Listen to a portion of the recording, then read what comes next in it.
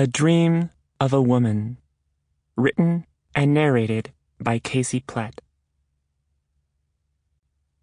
Dedication.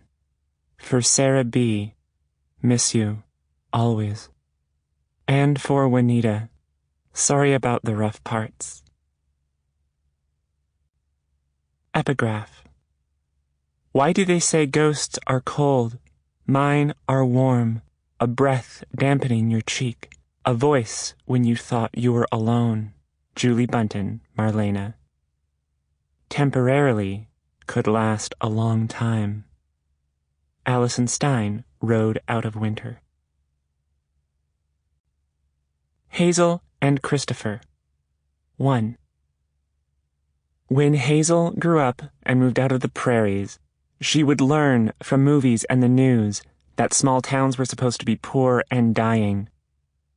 But Hazel never thought of her unhappy childhood as horrific, and Christopher's family was not only happy but rich.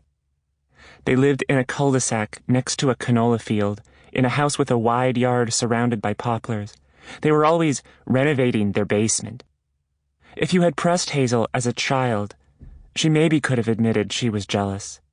In a glossily submerged way, maybe. Mostly, in that time, she just loved being Christopher's best friend. When they first touched each other, they were 8, sleeping in an old inner room without windows in the basement. They were hyper and laughing hard, and then her eyes were close to the freckles on his shoulders. They talked about gayness exactly once, just after Hazel and her mom moved across the province. They were on the phone and about to start high school. Hazel was in a stage of proto-transness, a stage in which she was terrified of herself and had no idea why. She brought it up this way. What do you think about gay people? Are they okay, or should they be killed? I don't know. They should probably be killed, Christopher said. Okay.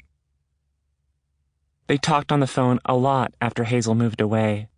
She'd always wondered if Christopher remembered that. It would have been unusual for 2 boys. Her mom let her call him for 20 minutes on the weekend, long distance. Hazel would say, "But you talk to your boyfriend every night for hours." And Hazel's mom, forever calm, would respond, "This'll make more sense to you as an adult."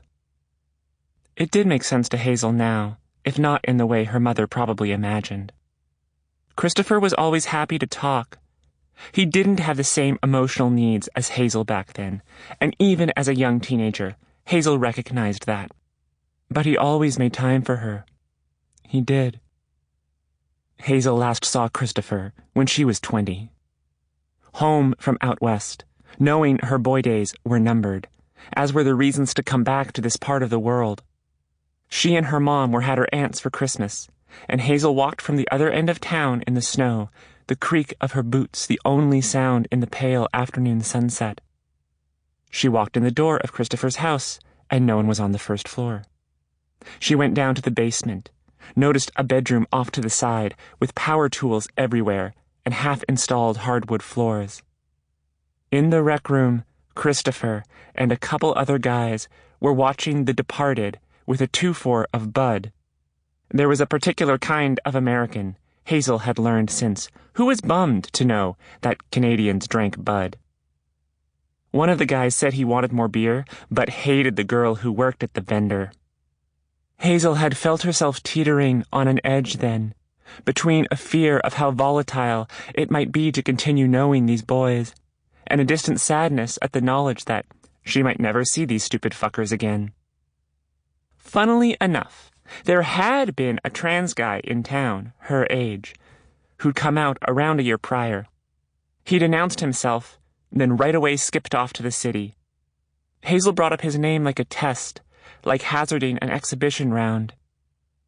"So you guys hear about, oh God, the dyke?" And everyone laughed.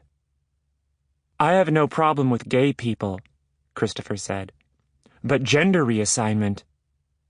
A visible shiver came over him, something real and revulsive.